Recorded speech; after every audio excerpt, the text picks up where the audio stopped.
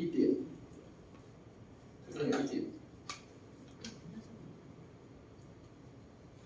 这边有一画，指的就是希伯来文里面的字。这个字，你不管是它点或是画，你都不可以去更换它，或是不可以去删掉它，因为删掉它意思就会不一样了。这样可以了解意思吗？所以一点一画都不可废去，指的是用希伯来文里面写的这个东西。所以有人说，为什么圣经说不可以一点一画不可废去？那为什么有这么多译本？翻译本都差，没有关系，就是让你懂而已。但是他说一点一画不可废去，就是原文的里面的那个点跟字，它是原来的意思是那个意思，但是你只要点跟字不一样，或是没有了的时候，它的意思就完全跑掉了。这样可以了解意思吗？所以圣经上说一点一画都不可废去，是指这个点画都不可废去。虽然看起来很小点，没有像这个字很大但是它那个小点只要少一点或少一画，那个意思是完全不一样所以指的是这个好，要来讲创世纪了。好，刚提到说文字保留了很多上帝给的一些的有趣的东西刚刚我们有提到是这个字，对不对？各这个禁止的禁，它有2棵树，下面有一个神，对不对？好，各位知道，其实华人把这个创世纪里面的东西保留下来。圣经里面说什么？在伊甸园里面有2棵树，一棵是分别善恶的，一棵是生命的树。上帝禁止什么？禁止人去吃那个分别善恶的果子。2棵树，上帝给禁止，对不对？好，换不一样的部首的时候，就会出现不一样的内容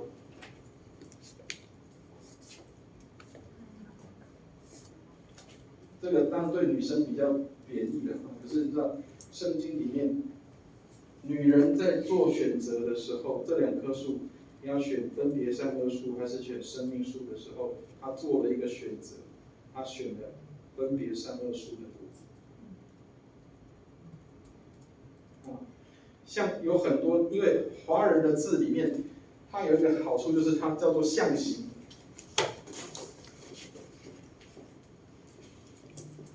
象形字，象形就是它把那个形状、形体描绘下来了，所以叫做象形字好，然后，好，怀孕生子这个看起来像公的这个，不是公，这个东西是什么？是女生的肚子，下面里面有一个子，就是里面有一个人，这个叫什么孕，对不对？这个是女孩子的肚子里面有一个孩子，那个叫孕。所以你看，其实象形字非常的这个很妙好，哥哥，我们后面会读到，假设如果各位有读圣经故事里面的话，亚当跟夏娃出了伊甸园之后，他们生了2个孩子，一个叫做该隐，一个叫做亚伯，对不对？好，哥哥叫做该隐。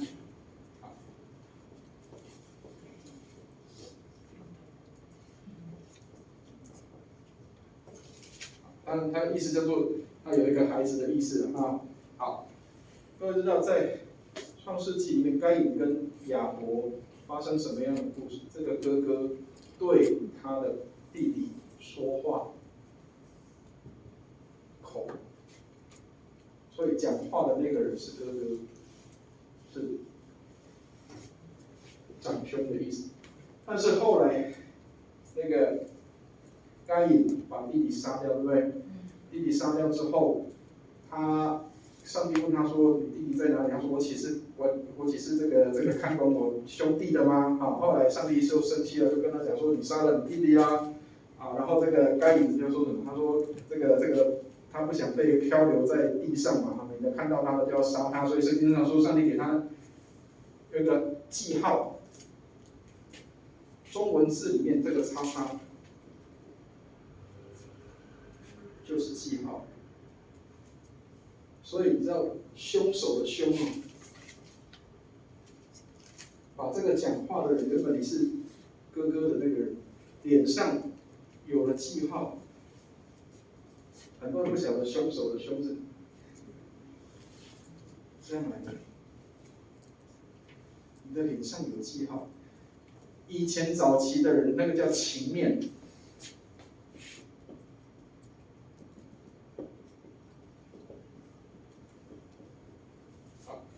情面是什么？有看过原住民有没有？原住民在他们的脸上，有些人会刻那个画，或者是对，月叔就知道了啊。像那个赛德克巴莱有没有？他们要纹一字一画，那叫什么？那表示他是那个族群的人，或是他们认为说成年的男子就要有一个这个东西。其实早期的图样记号就是像这样，叉叉就是一个记号，所以这个人脸上有记号，很多人不晓得凶手的凶是这个意思，杀人的啊，还有船啊，一般以前的船都是像这样，就是这个是划桨，两个人坐在上面，可是船不一样，这是舟，舟是这个小船的意思。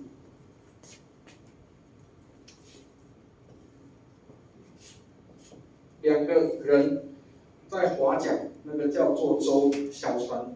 但是八口可以搭8个人的船，那个在古代叫做大的船。所以为什么方舟是一艘大的船，然后里面有8个人？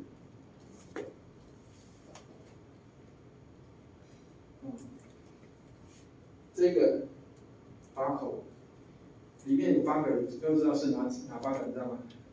摩亚跟他太太，对不对？闪、含、雅弗各娶了他们的太太，对不对？所以总共有8个人。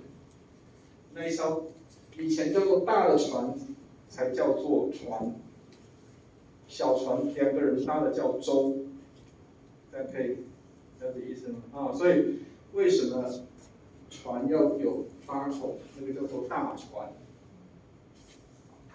然后祝福的福有没有？上帝给用嘴巴里面对这个土地、对这个田说话，使万物可以长出来。圣经里面说什么？上帝用口造了万物，所以上帝祝福他，就是上帝的口祝福这个田啊。上帝的口祝福了这个土地，好，荣耀的荣，其实很多人都把它当成是一个，好像是一个光亮的意思。其实它古代里面有一点含义，就是它是被保护着的，它很尊贵，被保护着。有2把火箭保护着一棵树。各位知道那棵树是什么树吗？生命树。亚当跟夏娃被赶出伊甸园之后，上帝不要他们再吃那棵树的果子，所以派了2个基路伯。圣经上说有2把转动的火箭保护着这一棵树，很奥妙啊！所以你如果读创世纪的时候，你在看自己的中文字的时候，会让你有那个很深的感受，哦，原来有很多东西跟我们的文字是有相关的。OK， 这个只是一个，不过这个是在做圣经研究会用的。一般如果你说那个像说文解字，他们的解释又不一样啊，所以这个部分，如果你把创世纪里面的东西放在里面的时候，你会发现很多字是解开来的，那个字的意思原来有这个含义在这个里面。它是有这个含义在这个里面。好，到这边可以吗？好，所以请大家看一下，在刚刚我们回来看19页这边。好，所以创世纪是谁写的？叫做摩西，对不对？好，这个叫做神人啊。所以刚刚提到了先知或是神人，这个是他们的这个叫做旧约圣经的作者啊。好，那成为叫做神与人之间的桥梁。好，请大家往后面翻，有一个词叫做中保。29页，在出埃及记的简介里面，所以我们要先看一下这个中保的意思啊，就是这个中间人的意思，神与人之间的桥梁就是中保。请大家看一下，神人摩西哈，好，那第一行写什么？他说耶稣是新约的中保 ，mediator， 意思是仲裁者、协调者、促和者、中间保证人的意思。他说摩西是旧约的中保，那就是这个刚刚讲的中间人啊，神跟人之间的桥梁。好，所以摩西同时具有先知的身份，请大家看一下，回到19页，摩西具有先知的身份跟祭司的身份，请大家看一下在作者的地方。所以神人的意思，他是上帝跟人之间的中间者。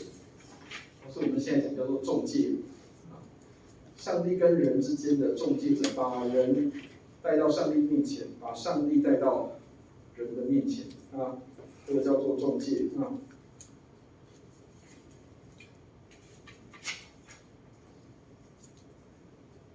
好，其他的内容请大家就自己看啊。好，人类的堕落，请大家看一下世界的创造，这个请大家自己看。刚刚我们提到了伊甸园里面的场景，然后人的堕落从第3章开始，亚当跟夏娃他们吃了分别善恶树的果子，然后所以罪就临到了世界了，罪就临到了世界。所以有人说，那为什么亚当跟夏娃吃了分别善恶树，结果人就变成是罪人？那个就好像基因刻画一样，就基因就刻画那个罪的基因就在人的里面。当人吃了那个分别善恶树的果子的时候，犹太人的解释比较不一样。犹太人的解释是，他们认为说，真正的问题不是出在那颗果子上，真正的问题是心态问题。夏娃要吃那颗分别善恶树的果子的时候，蛇骗了他，告诉他说：“你吃了之后就会像神一样。”所以意思就是，当人想要当上帝的时候，就是人堕落的开始。什么叫做当上帝？好，我们用个比较具体的来说明，当时。人想要当上帝是什么？比如说，有很多的父母亲想要当儿女的上帝，帮孩子决定他的未来，帮孩子决定他的生死，帮孩子决定他以后要走的方向跟道路，当上帝。所以，很多父母亲在当别人的上帝，好，很多统治者也在当别人的上帝。各位知道，像中国这个最有名的叫做皇帝，皇帝的命令叫不可抗力的因素啊，皇帝有生杀大权，所以皇帝说要砍了这个，就一定要砍了这个啊，所以皇帝有点像地上的神明一样的那个权柄，至高无上的权柄，所以人当上帝是很可怕的。每一个人当对方的上帝，亚当想要当夏娃的上帝，夏娃想要当亚当的上帝，所以人把自己高抬成为神的角色，那就是犯罪的开始。所以犹太人他们不认为那颗果子具有什么样的效用，但是他们认为那颗果子代表一个象征，就是人有那个企图心或是罪性，想要去成为别人的上帝。这样可以了解意思吗？啊，所以罪从哪里开始？罪从人想当上帝的角色开始，这是犹太人他们的一个解释啊。好，到这边可以吗？啊，所以我们常常讲说什么骄傲是罪，其实那个骄傲指的不是指你对自己做的事情很佩服，或者是很接纳，那个不是叫骄傲，骄傲是什么？骄傲是人把自己当上帝了，这个才叫做圣经里面讲的骄傲这个罪啊。好，21页这个就请大家自己看吧。到11章第9节以前，这个叫做创世的故事，到巴别塔这个部分啊。好，21页的下面，族长开始出现了啊。族长，请大家看一下，第一个族长，第一任的族长就是这个亚伯兰，还没改名字以前的亚伯拉罕就是叫亚伯兰啊。亚伯兰的意思就是高尚的。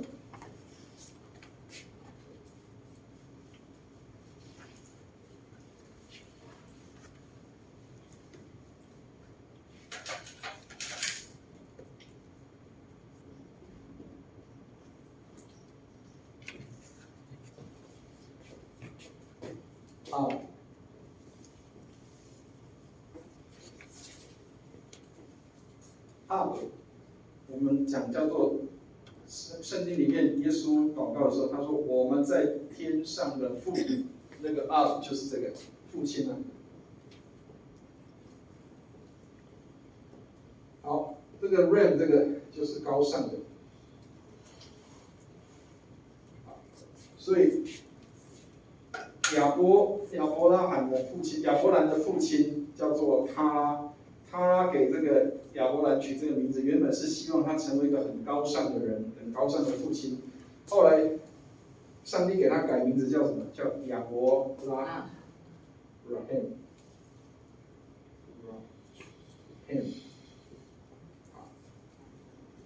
，Abraham， 这个就是多国的。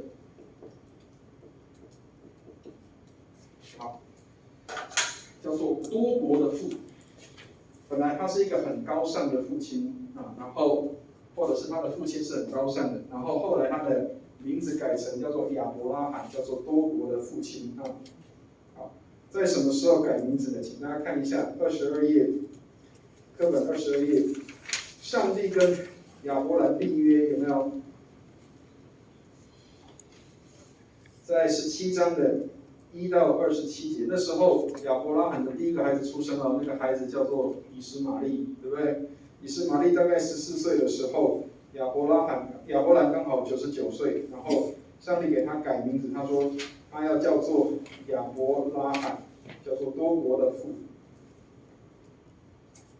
太太也一样改名字，叫做撒拉，撒拉就是多国的母亲。可是其实他们在互相称这个名字的时候是有点半开玩笑的意思，意思是什么？孩子都没有，然后突然就被称为叫做你是这个多国的父亲，你是多国的母亲，其实会有点刺激耶。如果以我们现在讲，就是如果一个孩子都没有，结果居然叫我是多国的父亲、多国的母亲，可是他们就是凭信心在叫对方这个名字。所以直到什么？直到亚伯拉罕100岁的时候，生了这个孩子，叫做以撒。好，所以各位看，其实亚伯兰撑到可以生出真正的自己的孩子到以撒的时候，其实是经历很久的时间哈。到什么时候？请大家看一下24页这边，以撒是创世纪24章的时候才出现，所以第2任的族长就是这个以撒。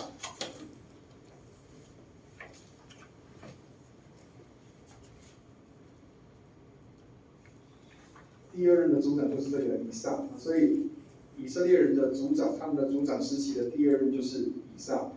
那以撒他又生了2个孩子，一个叫做以扫，一个叫做雅各。好，那2个人是双胞胎，对不对？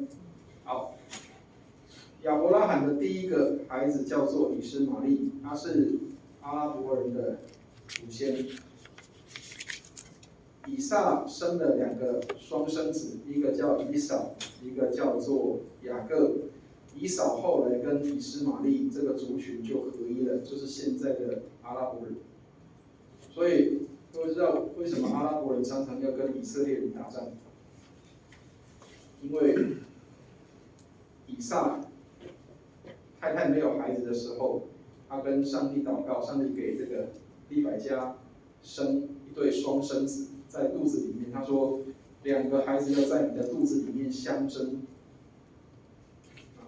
然后变成是后来大的要服侍小的，所以你就知道说为什么这个利百加很可怜，在肚子里面2个孩子就已经在相争，然后传到最后变成是2个民族在相争。其实以阿拉伯人跟犹太人他们的民族是相当接近的，所以兄弟吵得最凶，兄弟通常都吵得最凶。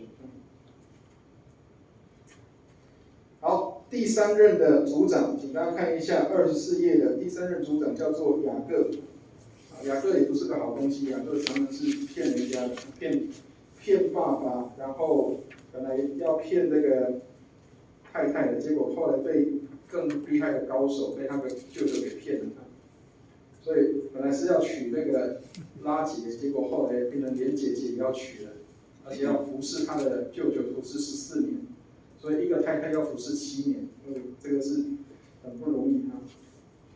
好，但是雅各给我们看到一个事情，就是上帝其实并不是，就是讨厌或是厌弃那个叫做我们眼中讲的，或是我们看到的认为坏孩子，上帝就不喜欢，不是。上帝仍然给人有机会，所以雅各虽然可能不是一个好孩子，但是上帝给他有悔改的机会，所以他出门的时候是带着一只拐杖出去，但是回来的时候他是带着家财万贯回来。所以上帝给的祝福不是给家财万贯哦，请大家记得，真正继承家业的、继承以撒的家业的是谁？是以扫，以扫才继承了他老爹的东西。但是以这个雅各，他继承什么？上帝给他祝福，然后让他可以有聪明，去到舅舅那边，花了14年没有薪资的人生，然后赚了2个太太之后，又再继续的工作，花了将近6年的时间，把他的家产都赚回来了。这个人很厉害，很聪明啊。所以真正的祝福不是看不见的，是看不见的。所以很多人说我要留财产给孩子，其实不必要。你的孩子如果厉害的话，他一个人出去，他就可以赚很多钱的。但是如果你的孩子是很平庸的，或者是很糟糕的，你给他家财万贯，他还是给你败光了，一样。所以最好的祝福不一定是有形的，只是无形的，叫做好，所以第3任的族长就是这个雅各啊，这个里面当然很精彩，故事很精彩，请大家自己看啊。好，然后这个拉结其实是比他的姐姐早过世啊，所以第35章的时候，拉结过世的时候，拉结有生2个孩子，一个就是约瑟，一个就是便雅悯。好，所以12个孩子里面，便雅悯是最小的。好，所以雅各为什么后来生了孩子？这12个孩子就是后来的以色列人的12个支派的雏形。这样可以了解意思吗？所以我们圣经里面常常读到12支派，有没有？12支派从谁开始？从雅各生的12个孩子，就分成12个支派了。这样可以了解意思吗？所以我们如果看圣经里面说12支派从哪里来？雅各生12个孩子，所以就有12支派。然后上帝特别常常给这些人生崎岖，或者是叫做生命有这个特别遭遇的人改名字。好，里面有谁改过？我们创世纪里面亚伯兰改成亚伯拉罕，对不对？好，然后还有什么？雅各改成什么？以色列人。好，所以以色列的名字从哪里来？就从这个雅各啊。好，所以旧约里面常常你会看到一下子讲雅各，一下讲以色列，他到底是谁？他是同一个人。雅各跟以色列是同一个人啊。但是原本雅各的名字的意思叫做抓。好，那抓意思是什么？他出生的时候，他是抓着哥哥的脚出来的。好，所以后来他的那个接生婆就跟这个妈妈讲说，这个孩子是从抓着那个哥哥的脚，所以后来他的名字叫做抓。所以雅各很会抓，所以他什么东西都要抓。但是最后他抓对了一个东西，叫做抓到上帝的祝福了。所以后来他跟他哥哥和好的时候，那个摔跤其实代表的就是人心里面的挣扎，他到底要不要回去跟哥哥道歉，或者跟哥哥和好，这个就是他的生命的挣扎。所以当他抓到了这个才是对的路的时候，他这样去做，上帝就祝福他。所以其实雅各的经历跟遭遇跟我们的人很贴近，所以你会发现，生命很崎岖的人，或是生活很这种大起大落的人，常常出来的故事都会让人很感受很深刻，因为他的生命跟别人就不太一样。好，但是不是这个雅各得到祝福，以扫就没有得到祝福？所以请大家看一下这个25页，以扫的后裔。以扫后来也成为这个阿拉伯人的一支了，就是这个圣经里面常常讲的那个叫以东，以东这个族群啊，以东有红色的意思，所以他们的那个岩石，他们在的地方是比较偏红色的，可能铁质比较多了，也许不知道，但是有人认为说这个以东的这个地方是红色的，这是现在什么国家？比较像约旦，在那个约旦河的右下角的地方。通常你们会说约旦河的以西的地方，这个是以色列的现在的国土，对不对？约旦大概是在这个死海的下方、右下方的地方啊，现在的约旦。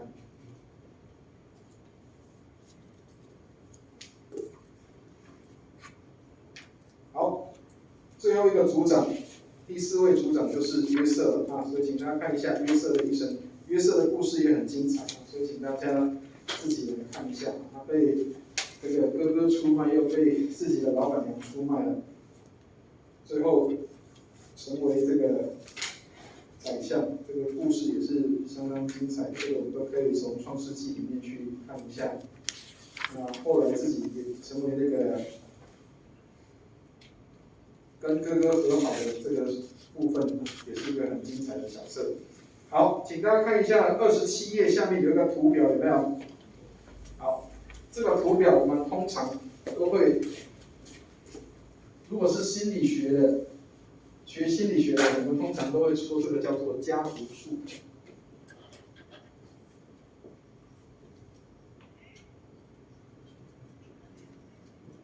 或是家族图啊。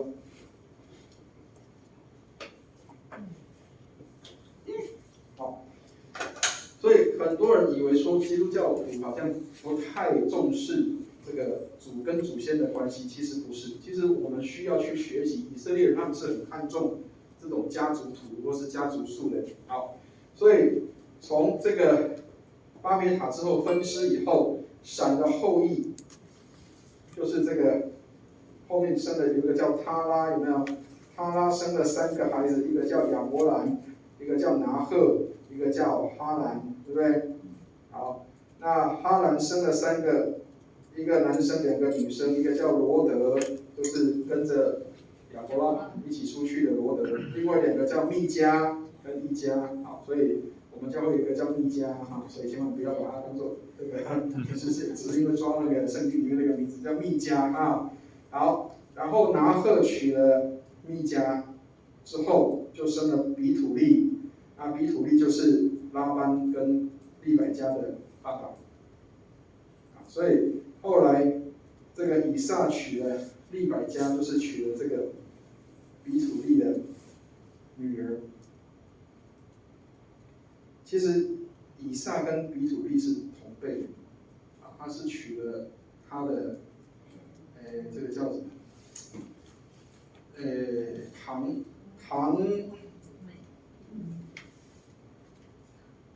堂兄的女儿，堂兄的女儿叫什么？堂侄女，他娶了他的堂侄女啊。好，所以如果华人的话，这个名词很多了啊。但是他们没有那个概念，他们就是可以的，就是家族里面娶近亲，那个时候是还可以的。好，所以亚伯兰有一个妾，然后后来撒拉死了之后，又娶了一个妻子，叫做基土拉，有没有？好，所以夏甲是他的妾，然后本来是撒拉跟这个亚伯兰建议说，因为没有孩子，所以要叫他娶这个夏甲。后来夏甲生以实玛利，对不对？以实玛利就生了12个孩子，就是阿拉伯人的12个先祖啊。好，所以你看12这个字也常常在这个圣经里面出现。好，撒拉生了以撒，以撒又生2个以扫跟雅各，对不对？好，然后以撒是跟利百加结婚生2个孩子，然后雅各就生12个支派了，12个孩子。那12个孩子就是利亚跟拉结，还有他的那个婢女啊，所以总共他其实有2个妻2个妾，生出12个孩子啊。好，这个叫家族图或是家族树。那顺道教大家一下，如果你会画家族图或家族树的时候，其实它会是一个很好玩的东西。一般心理学里面讲家族图或家族树的时候，它是这样画的：男生画4方形，女生画一个圆圈，结婚就是一横，这2个人是结婚的，啊，下面生出了孩子，比如说他生了3个孩子，老大是男生，老2是女生，老3又是男生，类似像这样，4方格就是一个这个男生的标志，圆圈就是女生的标志。好，如果我们把它画成，你看这个东西多有趣哦。好，假设我们看这个家族图里面，这个叫以撒，对不对？好，这个叫利百加。好，他们生了2个孩子，老大叫做以扫，对不对？好，老2叫做雅各。所以你知道偏心呢，家里面爸爸妈妈偏心，会造成多大的影响？爸爸爱这个以扫，画2条实线，但是比较不那么爱雅各，好，我们把它画虚线。不爱的叫做虚线啊，比较爱的、很喜欢的，就是叫做2条实线。通常1条实线就是叫做很喜欢，就是喜欢的，2条以上就是叫做很喜欢、非常爱的。好，可是呢，妈妈比较爱谁？爱雅各，对不对？对哥哥就比较没有那么好了。好，那这样你就可以发现一个家族的关系了。妈妈比较疼雅各，爸爸比较疼以扫，然后他们对其他另外一个的关系就没有那么好。那这个家庭会出现一些什么样的问题？老爸老妈偏爱，所以后来这2个兄弟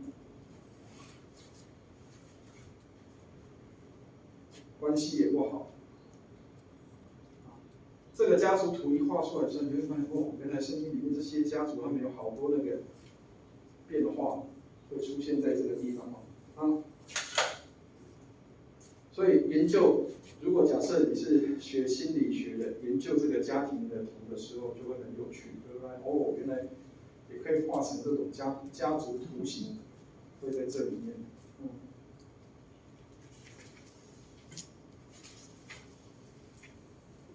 好，28页这里也有这个叫做亚当的后代啊，比如他几岁，活了多久，这个年代表，请大家可以自己看一下啊。好，所以一般在圣经里面，被人家看到或是计算出来的年代，跟我们在这个叫做生物学或者是叫做科学、自然科学、地球科学比较不一样。地球科学说，地地球被这个出现的话，大概将近40几亿年的时间，对不对？可是，在圣经里面你会看到，从亚当算到这个现代，大概也才将近6000年左右。所以你就会发现，圣经里面的算法跟那个自然科学或者是跟地球科学那个算法比较不太一样，包括演化或者是什么这些都不太一样。那当然，很多人会质疑说，那圣经的可靠性是在什么样的地方？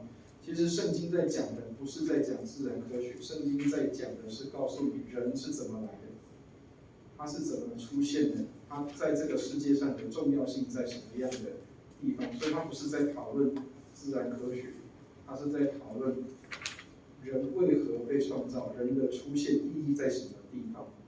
它不是在讲自然科学的部分，所以这个要跟各位做一些澄清啊。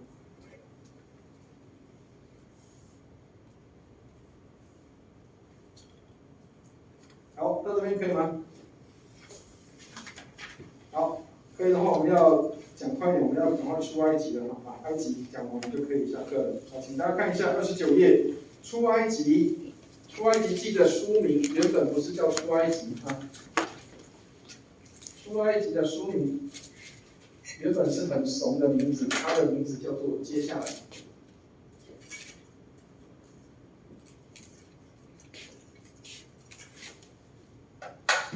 出埃及记的名字本来是一个很怂的名字，叫做接下来，意思就是创世纪之后接下来的那一本书就是接下来啊，所以它的第一个字也叫接下来啊。好，这个也是摩西写的啊，所以刚刚我们有先读到了，耶稣是新约的中保，然后旧约的中保就是这个摩西啊，中保就是中间人的意思，是协调者、促和者或是中间的保证人。好，那摩西他也预表了新约的耶稣，表示说这是一个立下一个重要的一个律例或是律法或者是一个先知的角色，把上帝的话给呈现在世界上啊，这个就是这个中保的角色。好，所以29页这边。背景的部分，第一句话就很重要的，出埃及是创世纪的续集，所以刚提到那个词叫做接下来啊，所以就从这个里面出现。好，那请大家看一下30页的地方，内容的部分请大家自己看了哈。所以我们只看那个大的摘要的部分。以色列人在埃及的部分，从第1章到12章36节这个部分，就是以色列人他们在埃及的遭遇，包括我们会看到。上帝降下10灾给这个埃及，让埃及法老王可以放人，可以把这个以色列人放出来啊。所以这里面提到有10灾的部分，还包括摩西是怎么样出生的啊，怎么样受教育，都说他是埃及王子啊。好，但是事实上啊，各位如果看这个10灾里面，这里所有的灾，每一个灾都跟埃及的神明有关。所以他其实每一个灾都是在挑战埃及的神明，告诉他们说：你们以为你们可以控制的这些的神明，其实是不可控的，在上帝的手中，这些都是不可控的。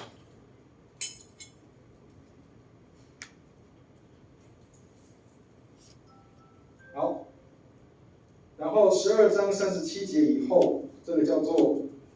离开埃及，进到旷野里面去了。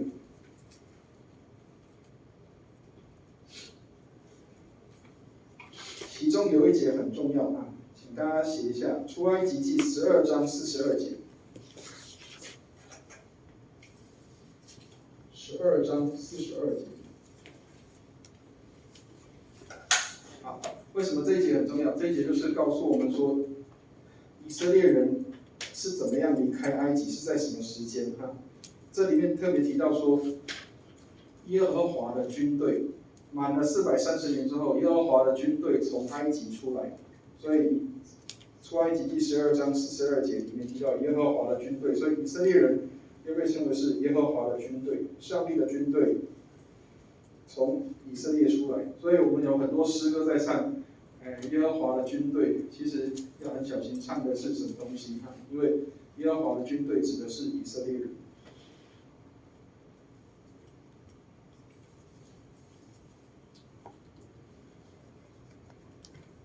所以他们形容他们出埃及的时候，那个好像是军队出这个要出国门要去打仗的时候一样。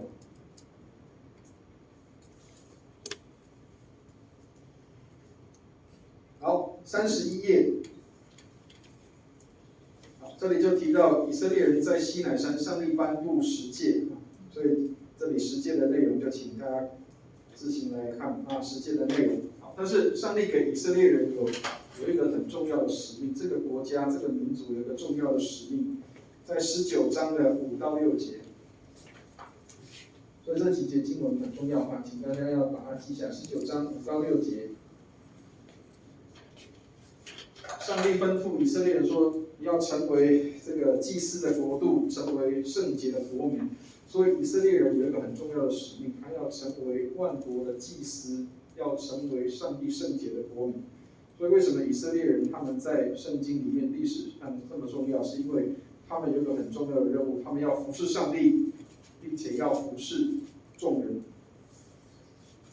成为祭司的国度跟圣洁的国民。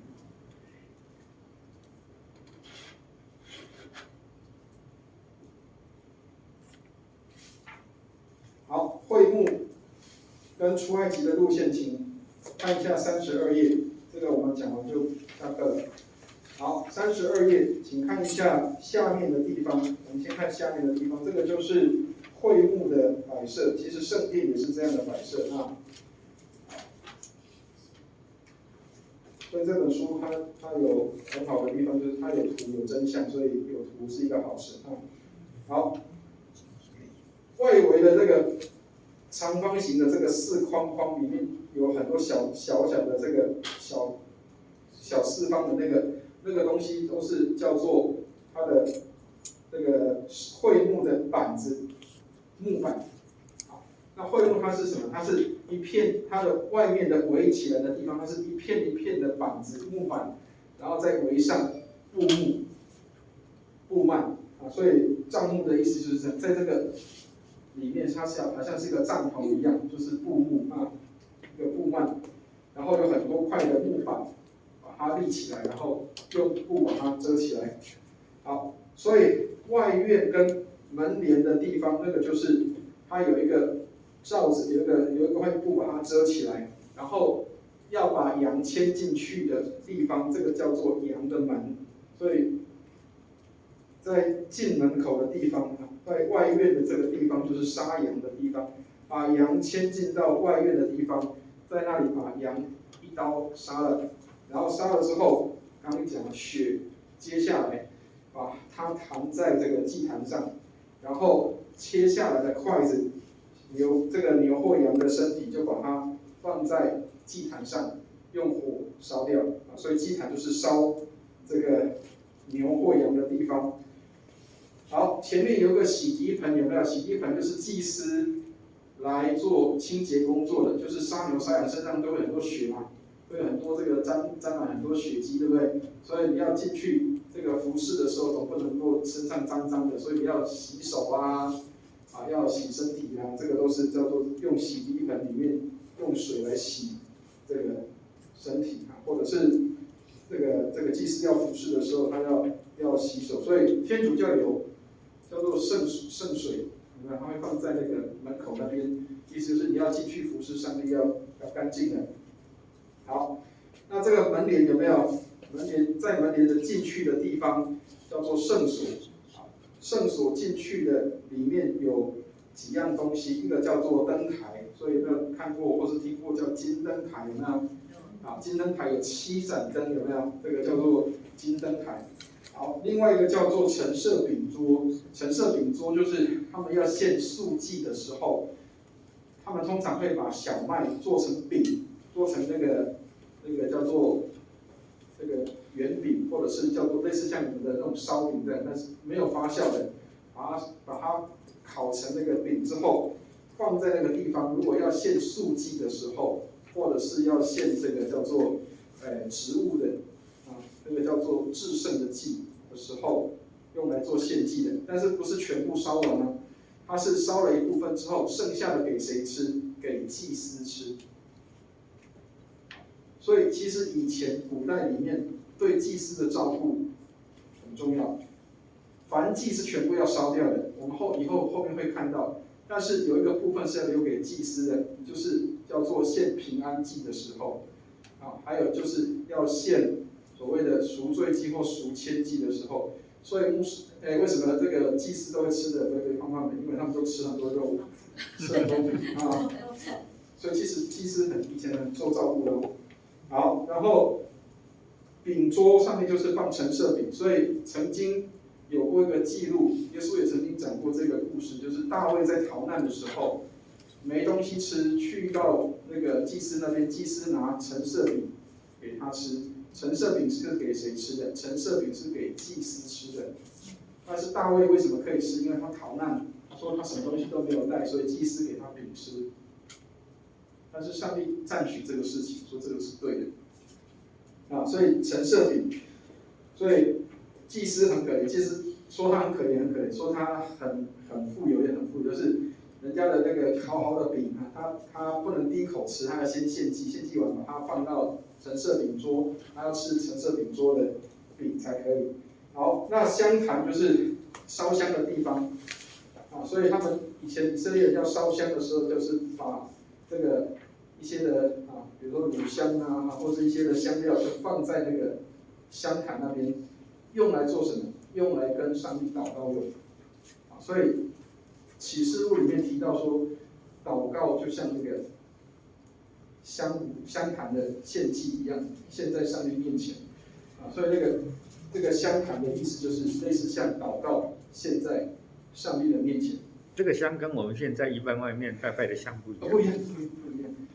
而且圣经里面特别提到说，这个不能够私自制造，那个是为了要放在这个祭坛，放在香炉上面烧的，只有祭司才可以用这个东西好，然后最内层那个叫做至圣所。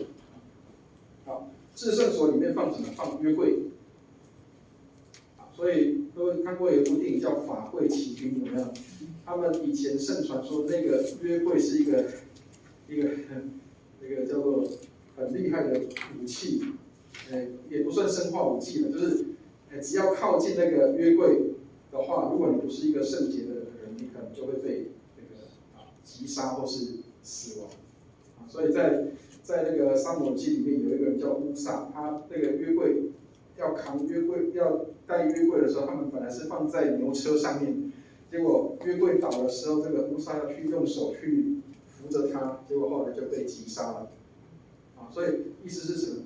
其实是他们当时人搞错方向，约柜是要祭司抬的，不是要用牛车去扛的。才是他们把这个意外事件，就是因为放在牛车上，牛会颠簸嘛，牛车会颠簸，所以他们后来就变成说，把这个约柜压死人的这个事件，把它引申成，因为他是不圣洁的，不是祭司，所以就被压死了。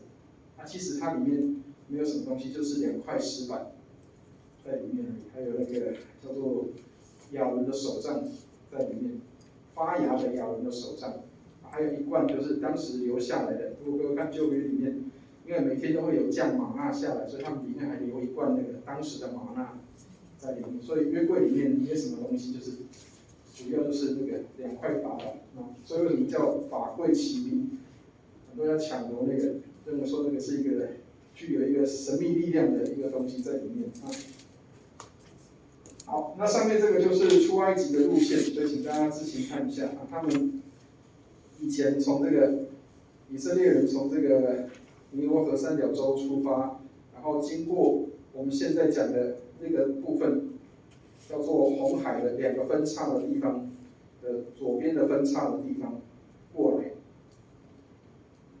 然后其实在西奈半岛绕了很久，将近快40年的时间，然后才往北走，绕过这个约旦河，才进到迦南地。所以这个地图跟这个图形都很重要，都让我们可以对这个内容可以做一些的了解啊。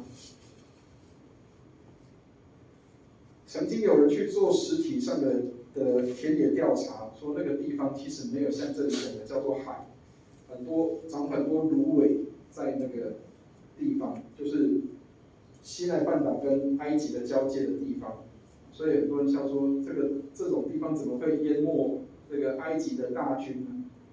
怎么淹没埃及大军？其实因为古代的地形跟现在地形已经比较不一样，所以也许有可能那个时代里面的那个状态是有可能是一个有海的那个状态。好，到这边可以吗？好，如果没有其他问题的话，我们下一次要从利未记开始啊。好，那请大家回去一样，就把简单的就把这个摩西五经给看完吧，好吧？好，把摩西五经给看完啊。里面有一些图形，其实都一样，其实都可以成为我们参照的一个帮助啊。好，如果没有问题，我们今天到这里啊，我们一起祷告。天父，我们为今天晚上的上课献上感恩，谢谢主，让我们更多认识创世纪跟出埃及记，晓得主你在创世的时候给我们的启示，还有在以色列人出埃及的时候他们所经历的一切，帮助我们能够跟着他们一起经历圣经当中这些每一个段落，并且让我们从这里面学习美好的功课。感谢主垂听我们的祷告，带领我们晚上我们弟兄姐妹回家休息，能够有很好的收获跟平安在我们的当中。感谢主垂听我们的祷告，愿荣耀归给主，奉耶稣基督的圣名。阿门。好，谢谢。